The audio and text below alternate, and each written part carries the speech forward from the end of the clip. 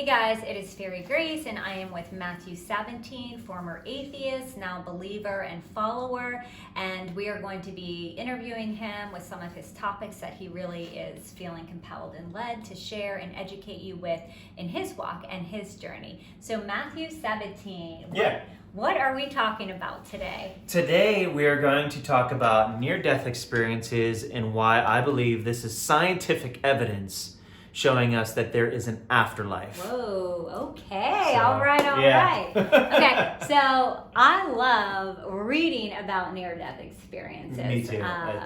It's super cool. Yeah, very cool. Fascinating. Very cool. My friend Kathy Alexa felt led one day to give me a book from Guideposts about near-death experiences, and I just really couldn't put it down, except that I'm a mom and a wife and I didn't have as much time, but super fascinating. So you believe that there is scientific evidence that there is indeed an afterlife. Correct, yes. And there's a particular author. He is a practicing psychiatrist. Okay. His name is Dr. Bruce Greyson. He specializes in studying patients who have had near-death experiences. He's been doing this for 50 years. Oh, wow. So, and he's not a Christian. He's not defending Christianity aggressively or unequivocally in his interviews or in his literature. And the reason why I'm telling you that is because I think that should prevent the suspicion that I'm picking a biased Christian source to cherry pick and fabricate evidence. So I actually started reading his work while I was an atheist. It didn't convince me right away, but it was just something that I started reading, started dabbling in, and I kind of like put it in the back of my consciousness, you know. And but on a semi-regular basis, you know, this would come up, and I would continue to be curious about it, and it is fascinating. Yeah, especially for an atheist, you want to know. Okay, is there really? Because you're not believing it, right? But then you're intrigued in the same breath. Yes, but I always assumed all throughout my 20s. Okay. I always assumed that this all boils down to hallucinations and patients being deprived of oxygen in their brain. And getting, you know, having drugs like morphine, or there must be something in the drugs that's causing this to happen. Yeah, I have a friend that is an atheist and very heavily into science, and she believes, we're actually talking about paranormal, supernatural, which is also very fascinating, and I love talking about that, and there's biblical principles to all of that. But in her mind, she does not believe in anything supernatural. She only believes in the natural realm. And she believes that these ghosts and paranormal things can all be backed up in science. Now, when I would ask her several things, I'm like, okay, so where's the science to prove that this is just science and it's not supernatural and it's something natural? She would say, I don't know, but I know that science could back it up. So you're saying the opposite. You're saying there is an afterlife, and science backs that up. Yeah. So really cool. And I have also heard from people, I've also read where some people, when someone's saying about their near-death experience, that other people who are non-believers of an afterlife or something supernatural, they say exactly what you said. It's just a hallucination. It's a dream. It's their brain is deprived of oxygen. And when things aren't firing on all cylinders, you're subconscious and anything can happen, and they contribute it to that. Right. So is there anything that Dr. Greyson or other scientific things have shown that it's not just hallucination, it's not just a dream, it's not just a figment of their imagination? Right. So in Dr. Grayson's book, Dr.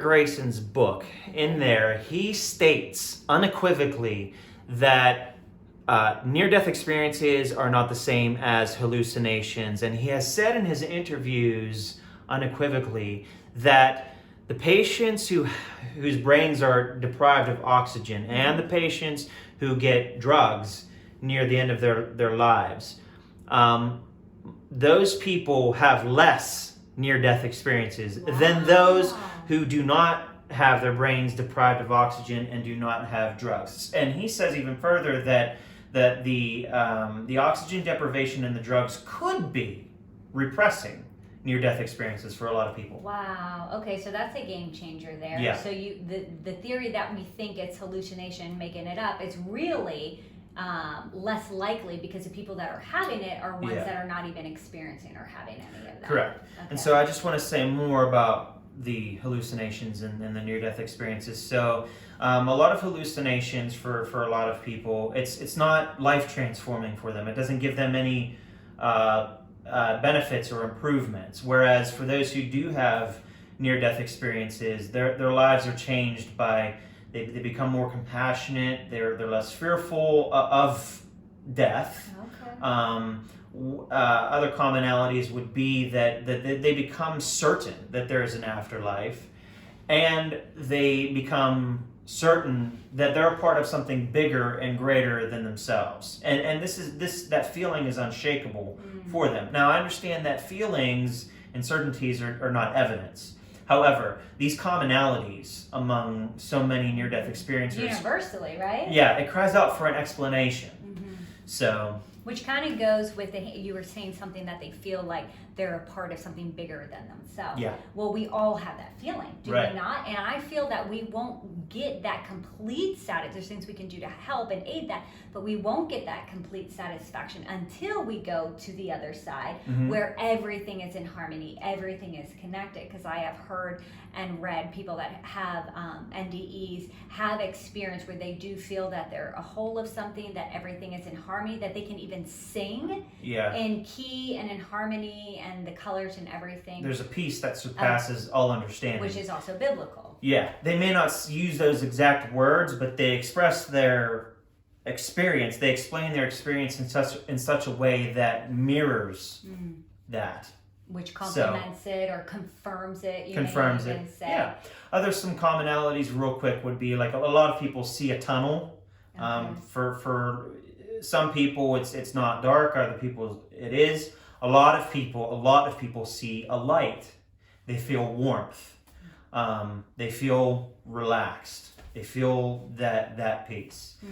A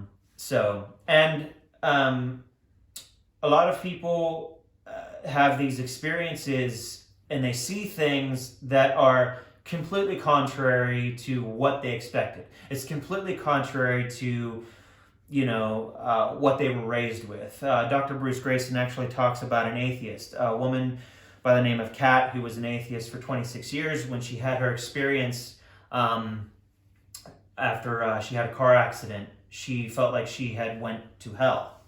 She actually felt like her body was burning, and she heard a lot of screaming. And when she screamed out to God, she initially knew that God wasn't there until she kept screaming out, crying out to God, realizing that because she chose not to believe in God, she was going to hell.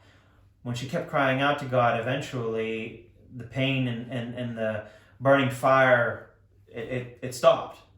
So he maybe have pulled her back from He her? maybe have pulled her back, yeah. Okay, Yeah. but obviously she did come back to life, so maybe it was even in that in his mercy and his love for her, that she at least acknowledged that she acknowledged that she rejected him, but then she acknowledged that he was who he was, and then either through his grace or maybe the medical community who could have helped her or someone praying for her. There's so many different ways of people being saved because of medical, and that's why we have also heard there's so many NDEs now, because we can go to the other side, and science and medical community and their miraculous ways that are they're equipped can pull a body back into its transition. So I have heard that as well. So you were saying earlier that with hallucinations, you just have these fun, crazy moments. But with NDEs, these people are coming back changed and renewed, a better life, a better human, peace and stuff. They also talk about, I'm sorry to interrupt go you, ahead. but I just want to make sure we don't lose too much time. A lot of people who have NDEs, they experience lucidity, which means having a lot of mental clarity of expression, and understandability, despite not being totally mentally stable. And now that completely contrasts with a lot of hallucinations that include a lot of incoherence, a lot of a great lacking of lucidity. People see a lot of things that just don't make sense. And the way they describe their hallucinations, it does not feel as real to them as those who experience who have near-death experiences, describing how absolutely real it feels to them. So when Dr. Grayson's speaking to these people, is that what he's also finding out as a universal experience, that these people can tell the stories, they can remember the stories, they say that it's more real than what they feel now on Earth? Yeah. Back to. Yeah, he actually tells a story about a woman, a patient who he was taking care of. There was a time when he thought that she was asleep when he went into her room to do whatever he was doing, and after he left, he met with her roommate outside of the hospital room, and when he went back to visit her again, she started talking to him. She said she had mentioned to him that she saw him meet with her roommate, and Dr. Grayson said, well, somebody must have told you that. And she said, no, nobody told me that. I saw you meet with my roommate. And when he describes the story, he says, there's no way that she could have known that unless she left her body. Right. But that's crazy. How can somebody leave their body? Dr. Grayson said. But as Christians, we know that this is a shell, kind of like a cicada, where they're inside, but then their shell leaves and whatnot. Yeah. So this is just a shell, our outer body. And so we do have a soul, we do have a spirit that does leave, which is where a lot of near-death experience, they hover over, they can see everything, but they don't feel any pain. And that's why they can tell the stories like that the only explanation is, yes, they indeed did leave their body. And again, as Matt's saying, Dr. Grayson, who is telling these stories and interviewing these people, he is not preaching the gospel or the afterlife for the fact of God and Jesus that we believe. He's just scientifically going through, as a psychologist, what he is experiencing with everyone. And as you see, there's no bias or cherry picking to promote a belief. He's just strictly doing it with the experiences of these people firsthand. But what Matt is trying to teach and tell us, all of it points to a creator, points to an afterlife. And one of the things I love, I don't know if it's Charles Spurgeon or who says this, but we believe that we are in the land of the living, going to the land of the dying. But in actuality, we are in the land of the dying, going to the land of the living, because here we die. Yeah. In the eternal lives, we never die. So this is just a transition that we're having. So that's why I think it's really cool that you're saying those people feel in their near-death experience that it is more real than they've ever experienced, which again would give the nod that we truly become alive during these times. Well, a lot of people have mentioned about a kind of mental clarity that they feel is much sharper during their near-death experience than they do while they're here. So in a way, I can see the parallels there with saying, there's more living in the afterlife than there is here in this earthly realm where there's more dying. Just real quick, I just wanted to say about Dr. Grayson, who, he thought that for a lot of years he thought that maybe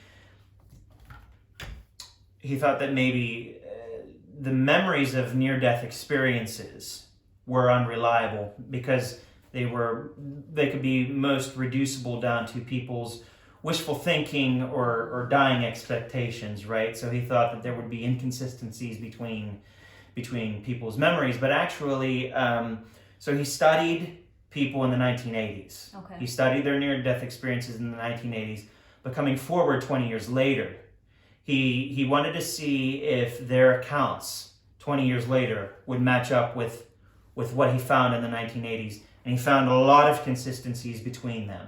He found that over time, their memories of NDEs did not become more blissful. The way he talks about it is, it sounds like people did not embellish their memories with extra details. For some reason, the nature of NDEs may be much more different than our everyday memories that are trying to gather details on mundane things.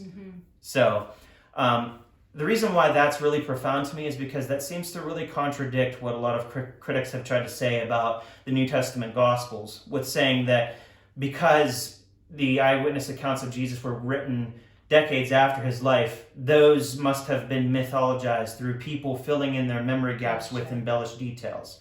But if these NDE experiences can have memories that are consistent across time, that would tell me that there's a great chance that the New Testament authors really were reliably remembering what they saw from Christ.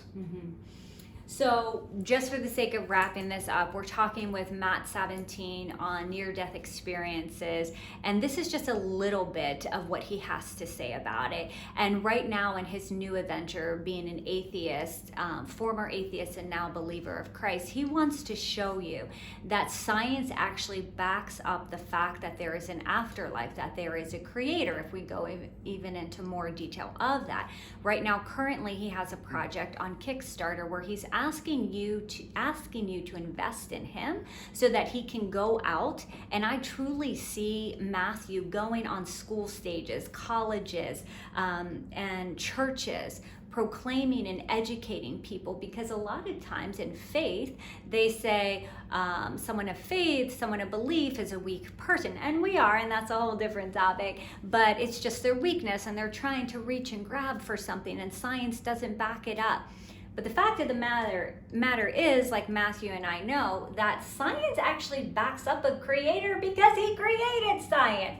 So please support Matthew. Look on the link below in the comments. If you are a businessman that's putting your money in different places and you're really looking to make an eternal difference, so you're not just trying to build your legacy and your name here on earth, which is great, and kudos and way to go, Godspeed to you, but you want to make an eternal difference, because we are just touching on the iceberg of some of the stories that Matthew has and the education that he has on people experiencing the afterlife. Because here's what I promise you, we're talking about some people that have experienced it.